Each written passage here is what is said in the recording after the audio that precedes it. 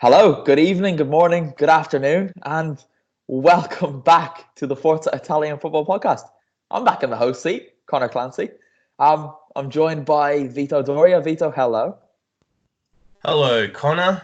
It's good to be here one more time for 2019, and I thought I'd bring this mug along too to have my morning coffee.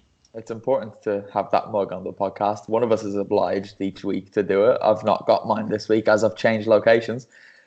Dov Schiavone, you've also changed locations. We decided Italy wasn't quite cold enough, so we both ventured a little bit further north. You're in Finland. Hello. I am. I'm in my little wooden box. Are you in a sauna? I am in a sauna, but it's not on, so I it's hope all right. not. Make sure it doesn't turn itself on. You might have a little accident in there. You're on the pod 2 weeks in a row, Dov. I know. How'd you The people must be delighted, mate. The Right. people must be enthusiastic. Turn that charisma down a notch, please. Huh? We can't compete if you've got your charisma levels turned up quite that high. Oh, so- well. Did you see how high they were last week, mate? Jesus. Yeah, I saw, and I heard. And you What do you saw, think? and heard. Honestly, charisma was off the charts last week, so I'll bring it down a wee bit since you're in the host. I don't want to overshadow Conor Clancy at the games. So what we should call it now. It shouldn't be F. It's just be Conor Clancy at the games. That's what it was this weekend. I'll tell you that much, Dov. It was at 40% of the Serie A games to take place. Just me. Just you. Yeah. Did you go to Bergamo? No. Oh, But well, we'll get into that. well, I was everywhere else in the yeah, north of forget it. Italy. Right, we're going to start in Bergamo because little old AC Milan went up to Bergamo and they put up a fight. They really did themselves proud. They lost 5-0. AC Milan, Dov, lost 5-0 to Atalanta. That You was watched fun this. enough. You did the I report did. on this. I did. Yeah. Am I going too far in saying that it could have been more and it could have even been 8 or 9-0? I would say legitimately 7. I think so you're going to get 7, but if there are a couple other half chances, you can maybe go as far as that. But I think you could quite easily have got 7. Milan are rubbish. Like, what else can you say? They're just so bad. It's only the 4th time in their history they've lost by a 5-goal margin. That's how bad they were. And I think the last time was in 1998 against Roma. It was the last time. Well, it was 21 years ago, Dov. And do you know what happened the next season?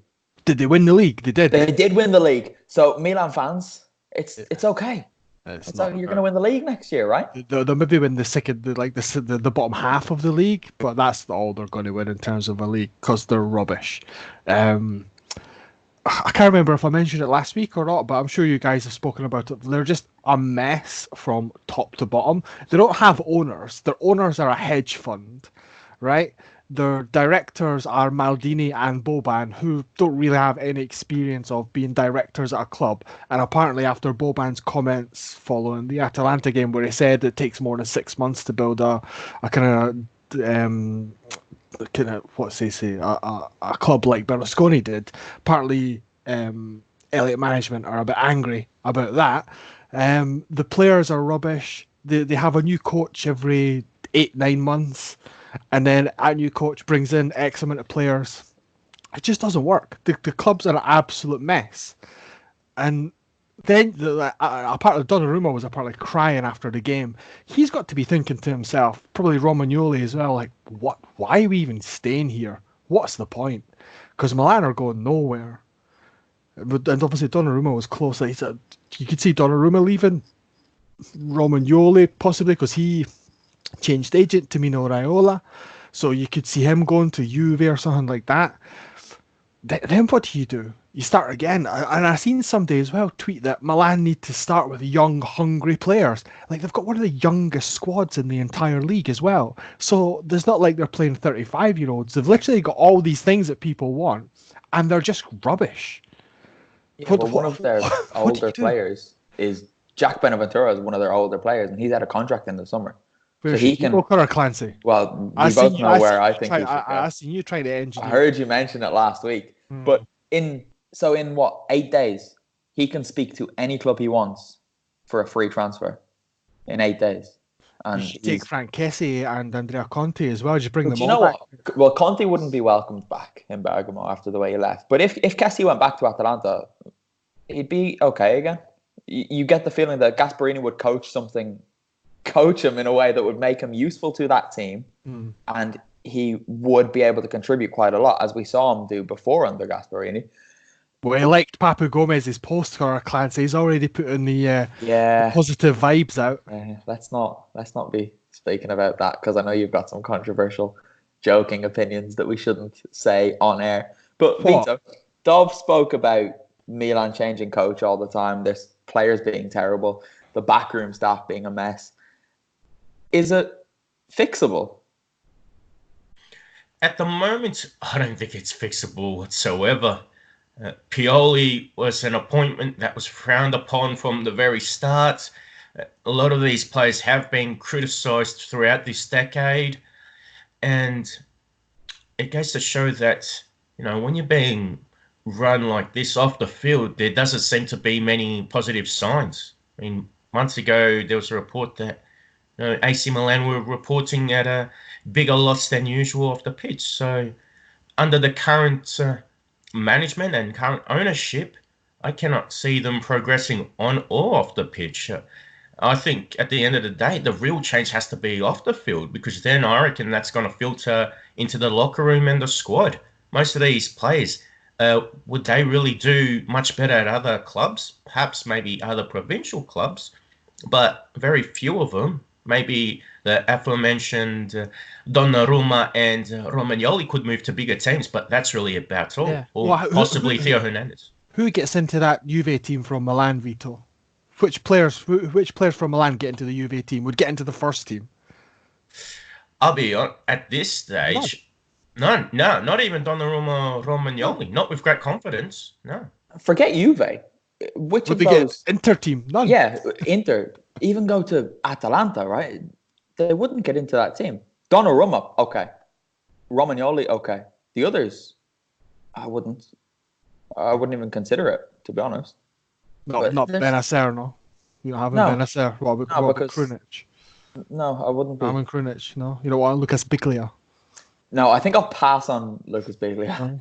Do you want Rebic? He was going to be the best thing ever. He came to Milan. He was going to be great. Do you want Rebic? He's going to go back to somewhere else.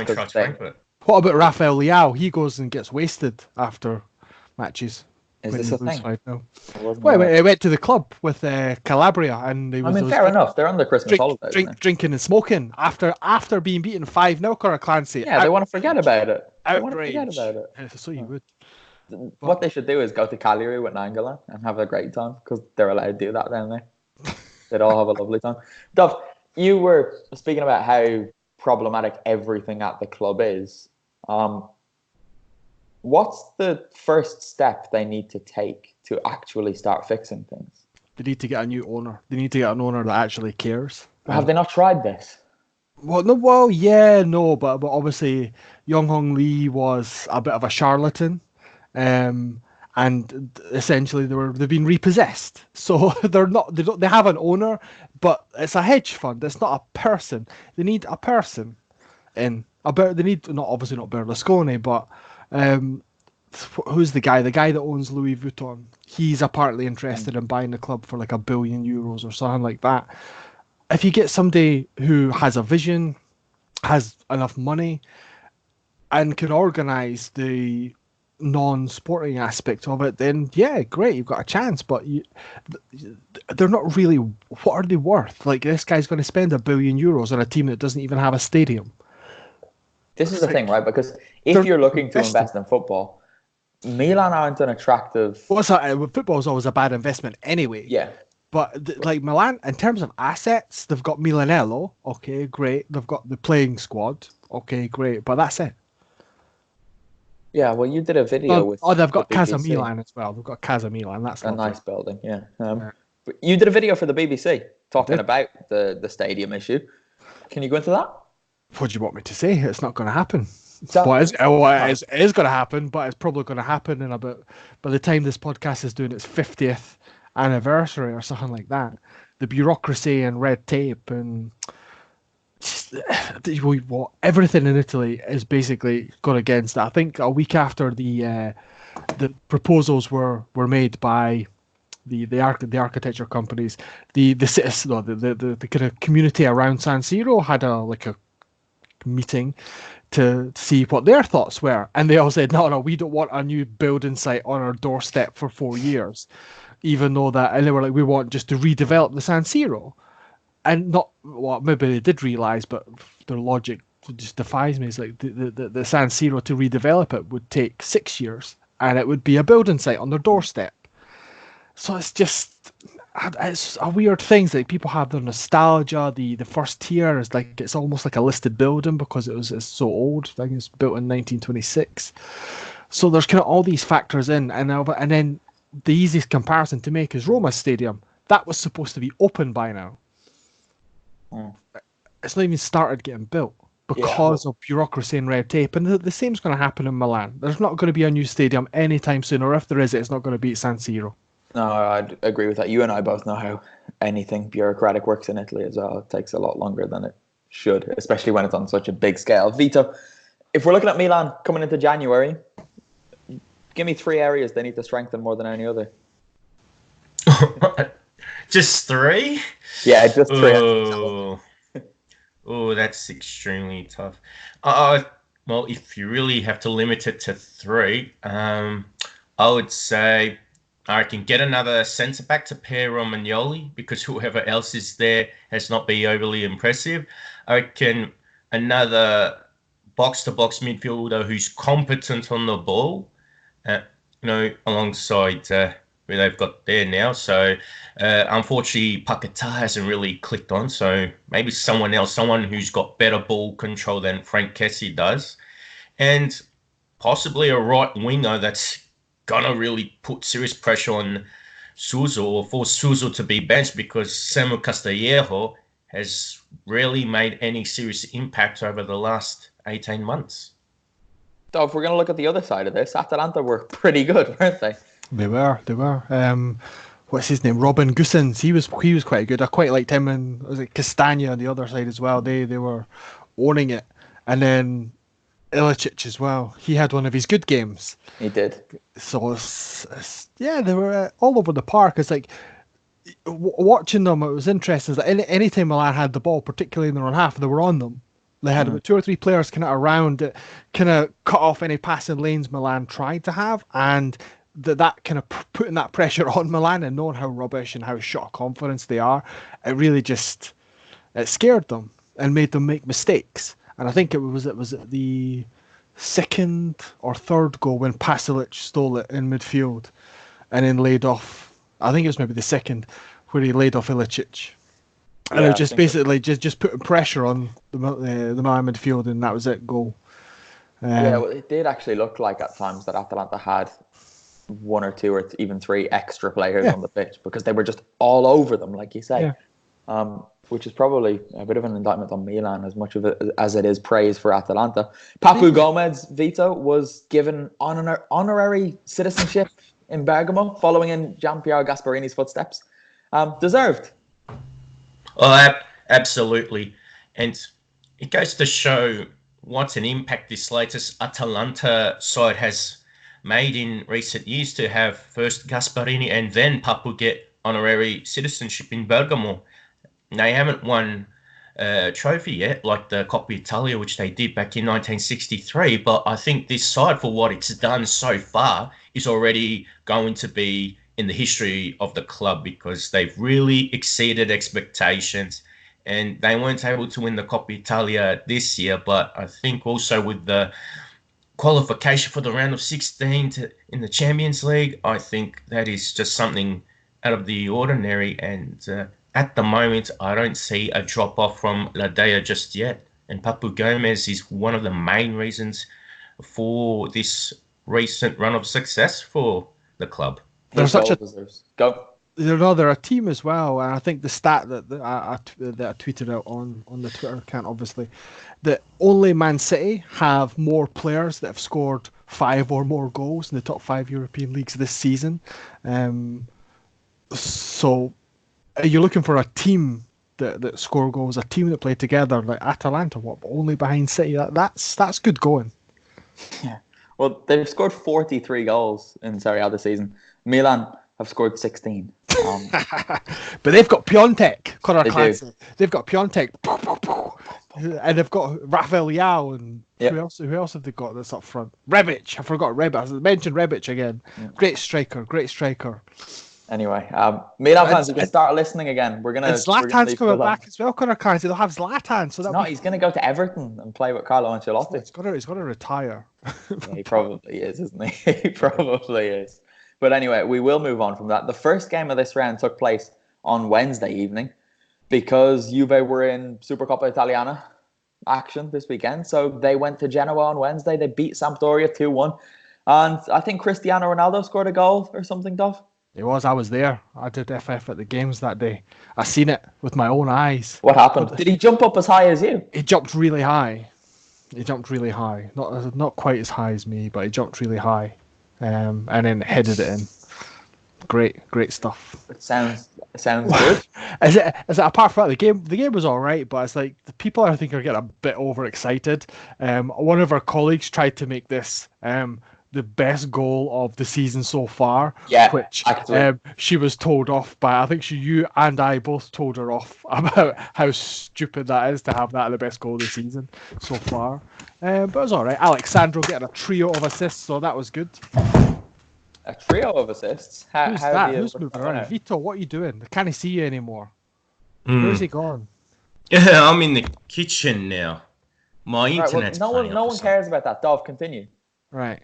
What was I going to say? Yeah, Alexandro got a trio of assists, and Ronaldo obviously got that goal. But that was it. It was just it was almost like another routine win for Juve, to be perfectly honest. I think although it was 2-1, but I think it was one of those games where you could have seen Juve getting another couple of goals if they needed them. And Dybala's goal as well was a really good one, a lovely volley from the edge of the area. So it was some good goals from Juve that day.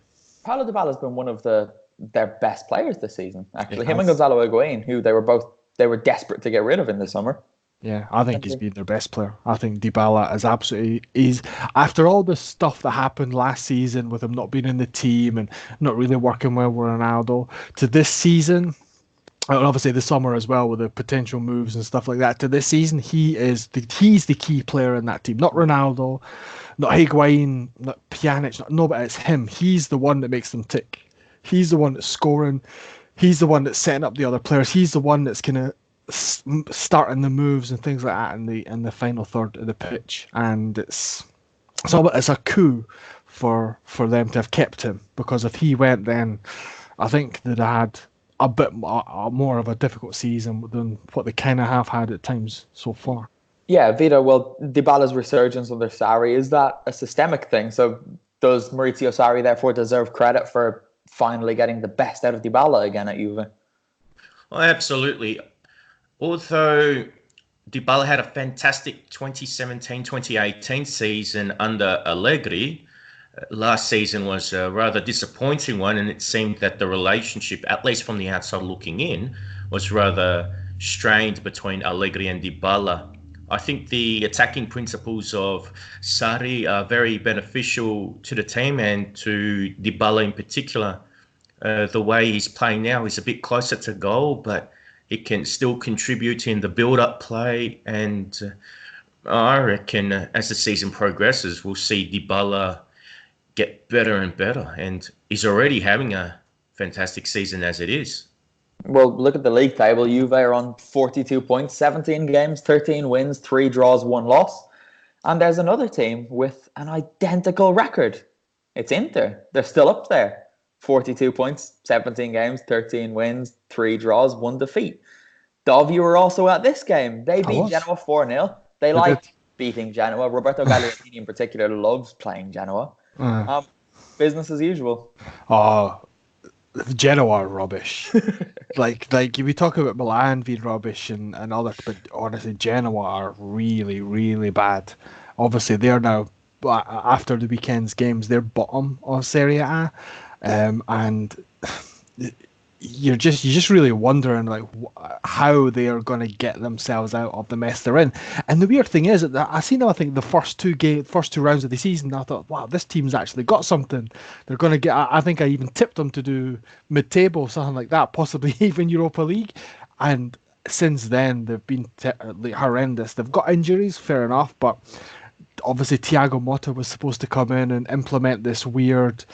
Like horizontal 2-7-15 or whatever the hell he's going to do, and it's just rubbish. It doesn't work because you've got the same players there that are not very good. Interestingly, Lasse Schöne, obviously he was at Ajax last season. He made a little quip in the mix on like kind of not really to anybody in particular, basically saying that he's not really got many nice things to say about Genoa at this moment in time. So read into that what you will.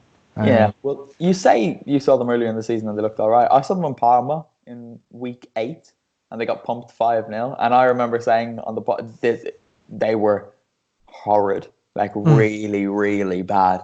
And it looks like whatever bursts they've shown this season are very much just flashes in the pan. They've only won 2 games. I mean, that's disgraceful to have only won 2 games out of 17. Even SPAL have won 3, and SPAL have been terrible this season. Udinese have won more than that, Conor Clancy. We know how much you hate them. Udinese have won 5 matches. I'm a bit softer on them this week because their press facilities are phenomenal. But we'll get to them.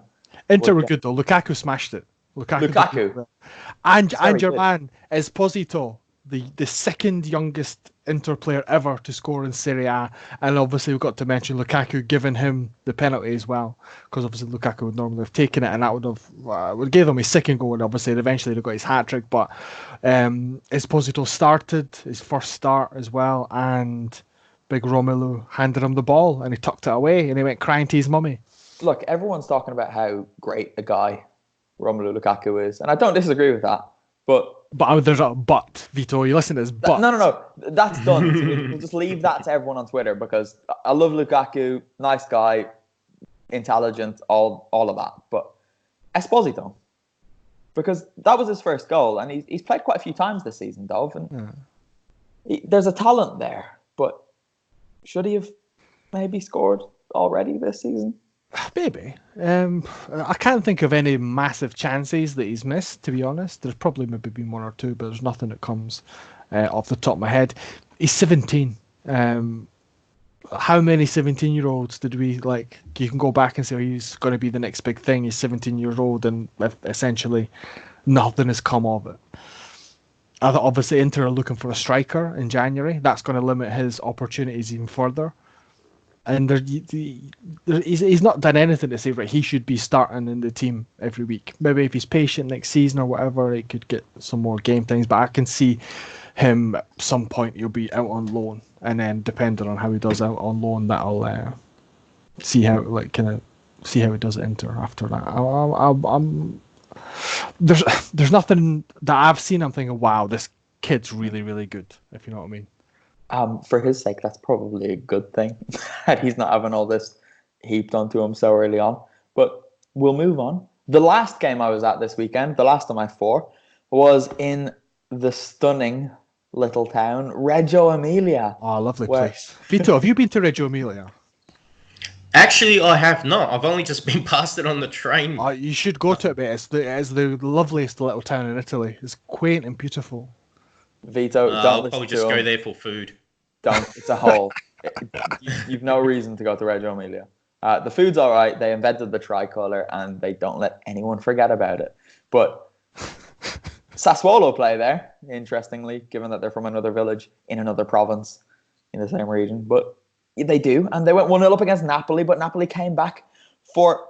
I had to read this stat about 5 times before I put it in the opening line of my match report. For their first win, Vito, since October 19th in Serie A. That's over 2 months they went without a win. And they're still 8th. But onwards and upwards for Gattuso.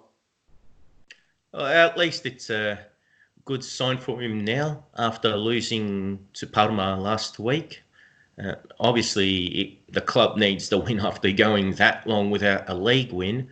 and Gattuso needs to try and make a good, positive start to his reign and get the points on the board to make De Laurentiis happy, especially after the whole fiasco that's gone on in the last couple of months, because Napoli, to me, they're not a team that should be in 8th place. I don't think they're a team capable of challenging for trophies, and that's nothing more than a dream now, but I think they should be a team that's at least fighting for the Europa League or even Champions League spots. 8th place, I think, is too low for the players that they have at this stage. Dov, we spoke about Milan rather being a bit of a mess away from the pitch. Could you argue that Napoli's problems are more to do with Aurelio De Laurentiis kind of making his players hate everything that happens at Napoli? Yeah, I think their problems are very much self-inflicted by the hierarchy, I think. And I think Ancelotti's coach is a bit too, for me, blasé, and obviously style's a bit laid back, but it just seemed like his time at Napoli was more taking it easy, having a wee holiday in the south of Italy, not really worrying too much about things. And I think with the squad, like Vito said, that Napoli have, they should not be in 8th place. Like, what you say about Milan, like, the players aren't very good, but one thing you can say about Napoli, they've got a squad that should be in the top 4 easily. But you were there. What did you think? Because they were getting beat at one point, and we thought, here we go again, didn't we? We did. You might have seen if you were on WordPress, I had my report drafted after about 30 minutes because they were disgraceful. And I've thought about using that word because it's quite a strong word. But for the first half, they were soulless, lifeless. They had nothing. They didn't run. They didn't look like they cared. And Sassuolo were playing with them, like absolutely playing with them. Caputo should have scored twice. Sassuolo should have gone in at halftime at least 3-0 up, but they didn't. And Napoli came out in the second half, and to their credit, they were a much better team. Gattuso must have ripped into them at the break because they were running and they were pressuring Sassuolo and they were moving the ball with some purpose. Then when Alan scored a really, really good goal, which I think Milik deserves credit for, by the way, because the ball was played into his feet and he dummied it when it looked like he was going to take it on himself. And Alan did well to kind of dig out the shot and put it into the top corner. But after they got the equaliser, it was very much, okay, Napoli are going to go on and win this. Callejon had a goal that was ruled out for offside by, I think, the length of his kneecap or something. If even the width of his kneecap was offside, it was very, very, very, very tight anyway. They missed a couple of chances, but in the end, it was a gift. Pedro Obiang with an own goal in the 93rd minute to give Gattuso his first win. And it's hard to argue against them deserving it based on their second half performance, but if it was possible for Napoli to walk out of there at halftime, I think they probably would have just left and said, all right, 1-0, fine. No, they wouldn't have been allowed, and De Laurentiis would have said no and locked them in the Mapei Stadium and have had to stay forever. Then they definitely would have done it, though, because they don't do anything he tells them to do. But yeah, Napoli were two different teams. First half, they were a disgrace. They looked like a Serie A team who had been playing against Juve in the Coppa Italia or something. And second half, they were very, very good. More like the Napoli we know. They were moving the ball quickly, and when they move the ball quickly, they've got players of a level who can hurt you. And Sassuolo, who, to be fair to Sassuolo, right, defensively they're quite good this season. And I think it was 2 weeks ago, there was a stat that they had conceded the fewest shots on target in Serie A, which shows they're quite a good unit and they do make it difficult to actually break them down. But Napoli kind of did struggle with that because a few of their shots were from outside the box, except for the goals, which were a bit messy. But anyway, that's that. Napoli are on 24 points and they're still 11 off Champions League. So it's difficult for Gattuso, but I'm sure he'll try and get them back into the top 4 anyway. Elsewhere, where else was I? I was everywhere. Fiorentina lost again, Vito. They played Roma, who are quite good this season. And they were beaten 4-1. Vincenzo Montella was sacked afterwards, and he probably can't have too many complaints about that. No. He had a good run a few months ago, but the last month or so has been very woeful, to say the least, from Fiorentina. And I think not just the results, but performance-wise, I think he showed that he's failed to evolve as a coach since he left Fiorentina the first time round.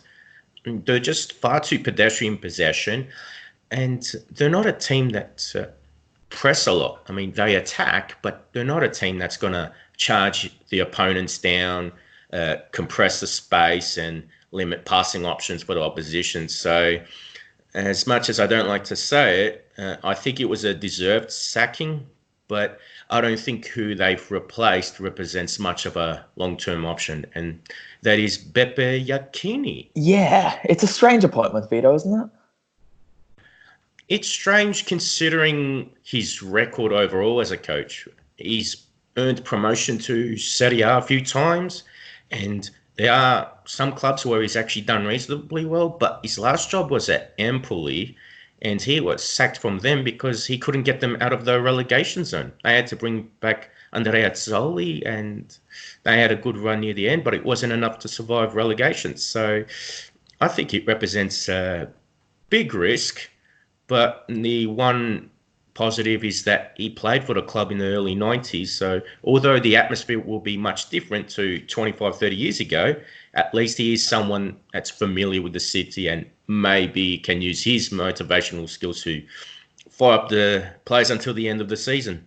Is it kind of a damning sign, though, about where Fiorentina are now? Because Iachini is a firefighter. He comes in to stop teams getting relegated, or to try to stop teams getting relegated. And Vito, Fiorentina have Frank Ribery, Kevin Prince Boateng. What's the other guy's name? Federico Chiesa, Gaetano Castrovilli. They shouldn't be doing this. No, they should be doing... They're another team that should be doing much better than what they are doing at the moment. To me, they're not a team that should be fighting relegation. But I think it also goes to the way Montella coaches. He has those players you've just mentioned, but regardless if it's his formation or his football philosophy, he just wasn't able to fit them into an appropriate structure or style of play that was going to bring the best out of them. And now with Iachini taking over, I don't think he's really ideal for those particular players either. So it's more or less a case of this season's already a write-off, just limp over the line, and then hopefully, if they are still in Serie A by the end of the season, they should, in my opinion, hopefully they can persuade Spalletti or another coach of a better quality than Iachini for 2020-2021. I think, Vito, the problem with Spalletti is he's still under contract at Inter. And well, that's why he hasn't got the job now, in my opinion. Yeah. Well, obviously he's on a lot of money, and I think even in the summer, Inter are going to either have to pay him his money in one go, or Fiorentina will have to buy him out of the contract. And given the amount it is, I don't think they'll be prepared to do it. So I think you're going to maybe see some other coaches bouncing in and out of Florence until Spalletti's ready. Because I think he's a natural one, because he's a Fiorentina fan as well. So he's a kind of natural, you think, to go there. Mm-hmm. Dov, does Vincenzo Montella keep getting employed because he's a really nice guy? I have no idea. Conor Clancy, you were there. What do you think? I think that might be the case, because he's a really nice guy, and he's not a very good coach. No, he's not. I think it was at the start of the season, and I was looking at his time at Sevilla at the end of last season, and then the start of Fiorentina, and I think in that time he's only won 4 matches from March in the domestic leagues, Spain and Italy, till now, or maybe 5 matches. But in about 9 months, he's won 5 games. Yeah, well, that was at Fiorentina as well. Remember, he took over. His end of time at Sevilla. Was it? No, yeah, and when he's been at Fiorentina, he's won 4 or 5 games or something like that. It's rubbish. Yeah, well, he got pumped in the derby with Sevilla as well against Betis, right? Yeah. That was, 5, I think? Yeah, so it's 5-3. It's just not very good. No. He's just. I think now, after Milan, after Sevilla, after another stint at Fiorentina, I think time's up. Does he get away with it because he tries to play what people consider to be nice football. But it's not nice football. You were there. Was No, it? exactly. Did they try and play nice football? Well, I wrote, actually, if you read what I wrote. What did you write, Conor Clancy? Yeah. Where did you write that, Conor Clancy? On ForzaItalianFootball.com. Stop referring to me by my full name, you pest. But no, it's hard to work out what Fiorentina were actually trying to do because the players looked confused. There was one time where Petzela tried to play. Well, it looked like he was trying to play a 15-yard pass diagonally forward to his right. There were no players between him and whoever it was, so he could have just rolled it along the ground. But he booted it, and it went way high into the stands. You know when you were a kid at school, and you'd be playing football, little 7-a-side game or whatever, and you'd get the big clogger who went at the back, and you'd ask him to pass you the ball, and he just boom toe punt it. It was like that. It was ridiculous, and he's a professional footballer. But there were Gaetano Castrovilli as well. He's obviously got a lot of talent, right? But he's incredibly frustrating because he seems to just try and do everything himself and try to do what he wants to do rather than what's actually best for the situation and for the team. Chiesa is another one who really bothers me. He didn't play on Friday, but he does that very same thing. And without Ribery, they've not got a team, basically. When Ribery's there, they have some hope because give the ball to Frank and he'll probably do something, as he saw at San Siro and as he did to Atalanta as well. But now Fiorentina have problems. I think the one thing that there's probably a positive for them, there are 3 worse teams in Serie A than them. Right. So they're not going to get relegated. I think that's the only positive really that you can think. Yeah, I'd agree with that. But we've got Ribery's out until February at the earliest, probably, right? So he could easily get injured again in a season done. And without Frank Ribery... Well, he's old, man. He's 100 years old. So yeah, I know. I'm not holding it against him, but I'm just saying Fiorentina could easily go down. No, very easy. Last year... Genoa, SPAL, Brescia and Lecce. Genoa, SPAL, Brescia and Lecce, and arguably Sampdoria are all worse than them. I think SPAL will be fine by the end of the season. From what I've seen of both of these teams this season, SPAL have shown me a lot more than Fiorentina. How many Serie A teams have you seen this season, Conor? I've seen all of them, mate. Oh, really? Well, no, that's the reason I went to Udine and travelled about 1,000 kilometres over the course of the weekend. But SPAL know what it takes to stay up as well. SPAL know how to get into these relegation fights and just pick up points by the end of the season. They've got Semplici in charge, who's done 200 games. I think I was at his 200th game as SPAL coach recently. He knows those players. Those players know him. The fans love the team. They love Semplici. There's not going to be a toxic atmosphere there. They know what to do. Vito, do you think Conor Clancy goes to Ferrara often? Well, I've seen that he has been to Ferrara. And he's in a good position to do so. I need to get back in January, by the way, because I've not been since, I think, round 9 to Ferrara. And before that, I was there basically for all of their home games. So we need to get me back to SPAL because they know us down there. So we need to show face. But anyway, SPAL will be all right. Speaking of SPAL, they showed that fight in Turin. You're not going to talk about Roma? They scored 4 goals. We talk about Roma a lot. But they were against Fiorentina. All right, so it doesn't count then. There you go, Vito. Right. We're not talking about Roma. Roma were good, okay? Chris Smalling was amazing, but he was against Fiorentina. Nicola Zaniolo, Vito, I saw you got him in your team of the week. Do you want to speak about Zaniolo? Yes. Well, I included Smalling, Dzeko, and Zaniolo, and Lorenzo Pellegrini was unfortunate to miss out. But you put Dzeko in? Yeah. 2 assists and a goal, mate. 2 assists and a goal. 2 assists and a goal. Yeah. I'd have had Pellegrini in above him, but anyway, continue. Yeah, but yes, Zaniolo in particular, I thought he was once again a joy to watch. Such a graceful footballer, and even at just 20, just the way he carries himself in that Roma team, whether it's picking a pass or scoring a goal.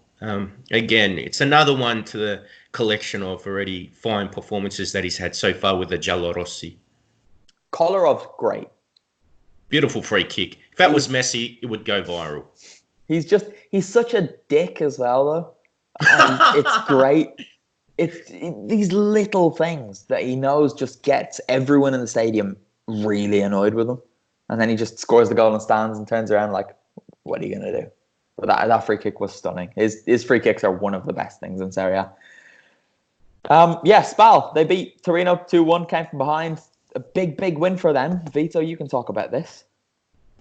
Yes, I thought that Torino probably could have added a bit more gloss to that lead that they got early on, and that SPAL needed a Brescia to pull up some fine saves. And he was another one that made my team of the week. I thought he was fantastic for them when it mattered the most. The red card, I think, was to Brema, to Torino. That really made things better for SPAL to really get into the game.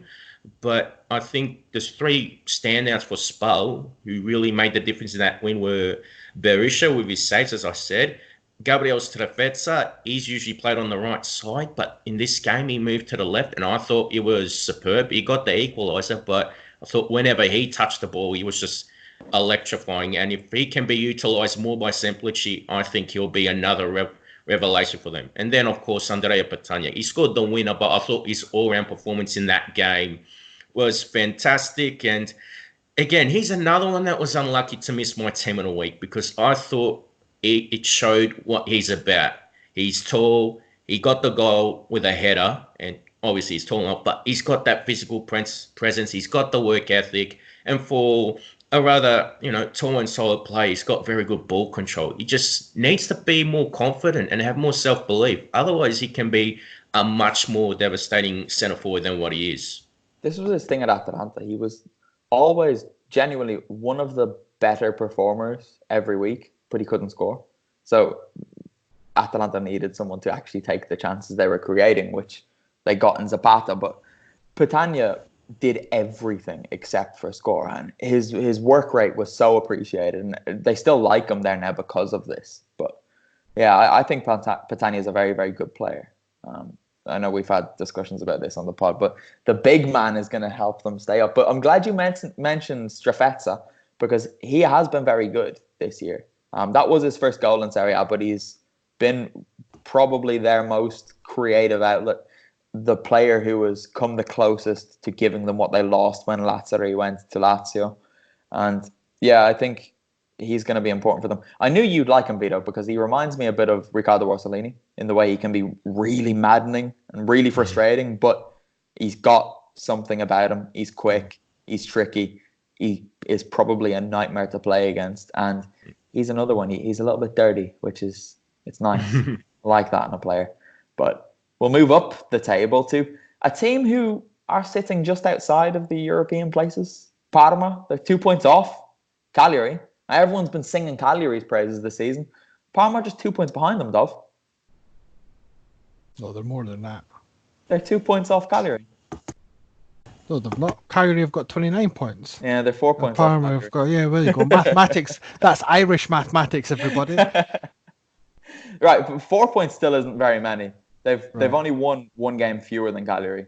So they're not doing too bad. Yeah, they're doing all right. You were there, so you tell us. They weren't very good at the weekend, but was that another 90th minute goal by an Atalanta boy? Was it not? This was an Atalanta loanee whipped it into an Atalanta boy to equalise against Brescia and keep them in the relegation. I mean, it must have been quite beautiful. Atalanta just won the weekend, didn't they? Really? Yeah, I mean, if you're Bergamasco watching that and you see two Atalanta players link up to keep Brescia in the bottom three, and then you go on them. Or it was after they had pumped Milan 5-0. That's a good weekend's work for you. But no, Grassi, I'm so happy for him. And I tweeted this because he left Atalanta, I think in 2015 or 16 originally. He went to Napoli and didn't get a look in. Got loaned back to Atalanta when Gasp was there, but the midfield was so settled, he barely got a look in. Went to Parma. Where did he go? He was at SPAL, I think. And he did quite well. Then he went to Parma and was just settling into the team and got a really bad injury. He was out for a long time. And he was still trying to come back and establish himself because Parma's midfield is all right with Hernani, Brugman and Kuchka. Do you want a statistic, Conor Clancy, about Grassi? He's played the same amount of games this season for Parma than he did the whole of last season already. There you go. Only 7, mind, but... Yeah, well, this is it. Last year he was so good when he was playing, and then he gets this injury. So that was his first goal for Parma, and I think his first goal in Serie A since he was playing for Atalanta. So I was very happy to see him score, and it was a good goal. Cristiano Ronaldo would have been proud of that jump and header.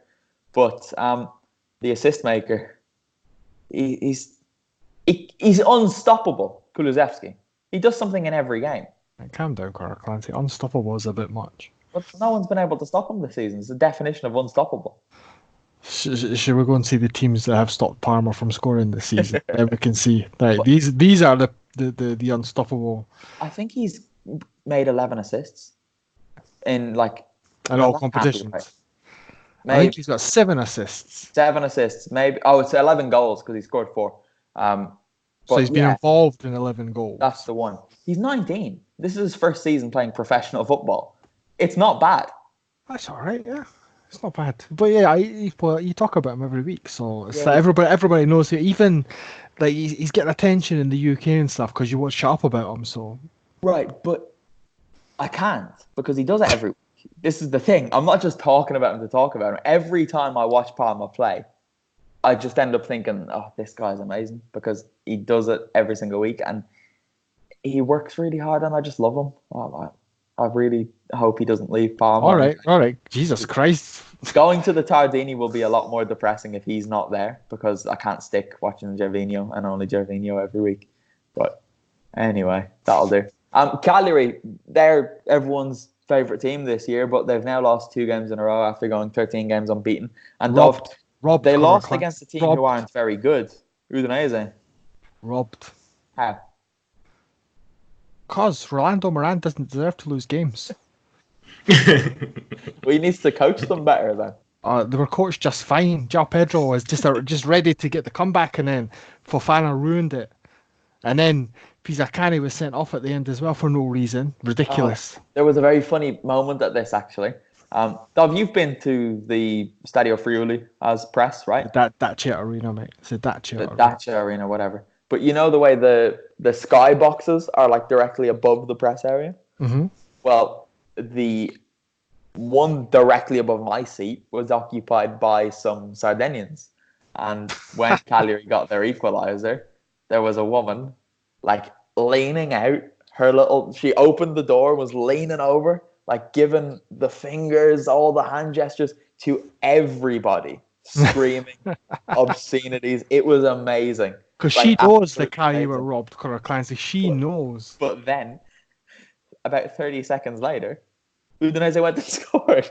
So everyone turned around and she walked in and closed the skybox so no one could see her. She knows. But it was great. Well, you were there. What did you think? Udinese were great.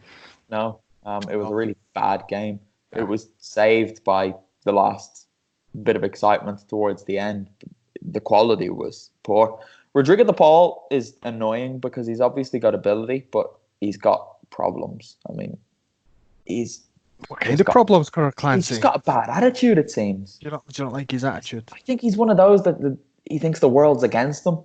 Well, he's playing for Udinese, so yeah. Just give him a break. There's probably a reason for that, right? If he was playing at the level, inconsistent. Yeah, exactly. He is inconsistent, and when he came off, he was poor on Saturday, but he got a good goal, but was generally poor. And then he came off, and the dugouts at the Dacia Arena are glass, so you can see what's happening. He was sitting there like punching his seat, going mad. Because he maybe felt he could give so much more to the team, Conor Clancy. In the hour or so that he was on the pitch, he proved otherwise. Right. He was poor. Fofana was good. He was all over the place. Okaka's huge. He shouldn't be a footballer. That's not what Conor Clancy. I don't know, a weightlifter or something. He's massive. I know. It's mad. Imagine having like him and Petagna up front. Just to have the two of them on. That's like 2 wardrobes. Just stick them up there. So don't move, guys. We'll sort you out. Right. This is why you need to send me back to Ferrara, Dov. I want to have a word with Templety. Be like, get Okaka in on loan. You know the way you like one big man? How do you think about playing with 2 big men? Get 2 big men. There you go. Right. Why not? You could get Big Stefano on Andrea's shoulders. They could jump. And Inter should sign the 2 of them, actually. And then imagine having Lukaku, Okaka, and Petagna. That's going to like take the Europa League by storm. I would probably pay €100 for a match ticket to see the three of them play up front together for a team. Just don't move, guys. Just don't move. Yeah, because that team could only play long one way. balls. Yeah, just hoof it. It'd be amazing. I'd love to see that against, like, I don't know, Napoli in their prime under Sarri. That'd be great. That would be fantastic to see. Right, we didn't mention that Parma drew 1-1 with Brescia, did we? But Yes, you did. yeah, we mentioned them, but I don't You're think getting old, Conor Clancy. You can't remember what's going on anymore. Shut up. Last game, Lecce 2, Bologna 3. Very good. Very good. Orsolini again. Orsolini, yeah, very good. Orsolini was very good. Did you see his second goal, their third goal? Yeah. No? Okay. Vito, you love Orsolini. Talk about him. Yeah. Oh, okay. Again, it goes to show that, on his day, when he actually switches on, he can be the difference maker for Bologna. Just when he's on and he's great. He just has to avoid making those mistakes like he did weeks ago in the Inter Bologna game when he got away with the penalty. This game is what Orsolini's about. If Palacios not going to score goals, let him do it, because you can't rely on Santander or Destra. They're rubbish. Yeah, they're barely even footballers anymore. Yeah, true. Lecce nearly completed a fight back. Bologna were 3-0 up, and Lecce scored twice in the 85th and 91st minute, respectively, and made it a bit itchy for Sinisa Mihajlovic. But anyway, Bologna got the points. They're sitting comfortably up in the top half, I think, aren't they? Yeah, they're 9th. Above Milan, obviously. Everyone is. But we'll leave it there. Dov, thank you very much. Oh, you're not talking about the Supercoppa? Oh, we should talk about the Supercoppa, shouldn't we? Lazio beat Juventus again. They did. The second time in just over 2 weeks. Well, Juventus have only been beaten twice this season. Lazio have done it twice. Is this the end for Juventus, Conor Clancy? What did you say? Juventus have only been beaten twice and Lazio beat them twice. They've only been beaten twice this season, and then twice within, I think, just over 2 weeks. Lazio have beat them twice. What? I have a question for you. Lazio, right? Mm-hmm. Are they title contenders? They're 6 points off. They've beaten Juve twice. 6 points off with a game in hand against Hellas Verona. So they're probably 3 points off. Yeah. I think realistically, no. Because just they'll end up messing up at some point. However, I think Simone Inzaghi's obviously he's won the cup, he's won the Super Cup twice. The next kind of logical thing for him to do is get in the Champions League, get Lazio in the Champions League, because he's a good coach, and the Lazio, particularly against Juventus in the last couple of weeks, have been brilliant, and even then, also this season they've been great. Luis Alberto, brilliant. Senad Lulic, brilliant at the weekend. Cataldi, brilliant when he came on. Lazzari, brilliant. Acerbi, one of the best centre backs in the league, if not the best. It's like the first team that Lazio have got, and the way that Inzaghi sets them up is brilliant, and it works. And that's why they've won the Supercoppa. They're always getting to the Coppa Italia final, and they're kind of in and about Champions League places. And I think the thing that's kind of screwed them over the last few seasons is they don't have depth of quality. They've got a really good first team, and then maybe a couple of other players that can kind of rotate here and there. But then if they're playing Coppa Italia, Europa League, and Serie A, it's too much. Yeah, we spoke about. You said they'll mess it up eventually. Is that just based on last season's? Yeah, but they always have a little period where they have a few bad results, and it's just kind of what happens. Like, to be fair, most teams, like Lazio, can't go the rest of the season and win every single game. It's impossible, right? So they'll have a wee period where they'll draw a couple of games that they should win, or they'll lose a game or two here or there. But I think you look at the teams that are in for the Champions League, and Roma are there, Atalanta, and that's it. Napoli are too far behind. Milan, who cares? Cagliari aren't going to keep it up. Parma aren't going to keep it up. So it's basically a three-way fight for the last two Champions League places. Yeah, well, I think Lazio will comfortably get third. I think it's a two-way fight between Roma and Atalanta for fourth place, to be honest. And well, Lazio don't have any European football, so they've got one game a week from now to the end of the season, essentially. Yeah, an advantage then. which is good. And even then, against Juve, they destroyed them. It's like there was no point in that game where you thought Juventus were unlucky here. Lazio were the better team, and the same as at the Olimpico. And the funniest thing, which I think this shows football fans for me, right? Sarri this season has lost 2 games, those 2 games, and then you get on Twitter, Sarri out.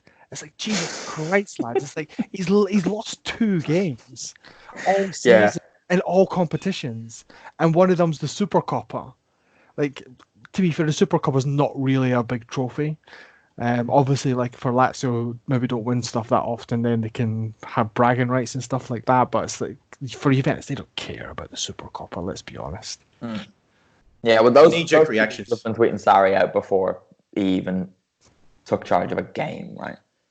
It's just silly. It's silly. But the best thing after it, obviously after Lazio won, was when I think it was Cataldi was taking the cup through the security gates in Saudi Arabia. And obviously when it goes through the metal detector, it goes off, funnily enough, because it's a giant metal thing. And then the security guard, you know how they have the handheld ones, runs it over the cup. And I was like, very good, lad. Very good. See, I don't know if he was having a joke because he looked really serious. I think he's just so charismatic that even I can't recognize the charisma. Yeah. It's like that is like off the scale charisma, that is. Lazio are just doing bants now. They see all the funnies on Twitter and they say, I want to do some funnies. You're going to do some of that. Did you see? It's like Lotito had an interview in English. It was kicking about Twitter as well. It's so funny because he can't speak English very well. So I was having a laugh at that. Yeah. Speaking of funnies, Gasparini did a selfie. Did you see him dance? I did see him dance. That was at like 4-0 or something as well, right? The game was still. Why didn't we mention this? Atalanta were still playing a football match against AC Milan. And they cut down. He's dancing on the sidelines. Great. And Gasparini is a very, very serious man during a match. After a game, he's always laughing and joking and having fun, but during a game, he doesn't let up. He was dancing. That's how bad Milan are. That the Atalanta coach can afford to dance when he's playing against them.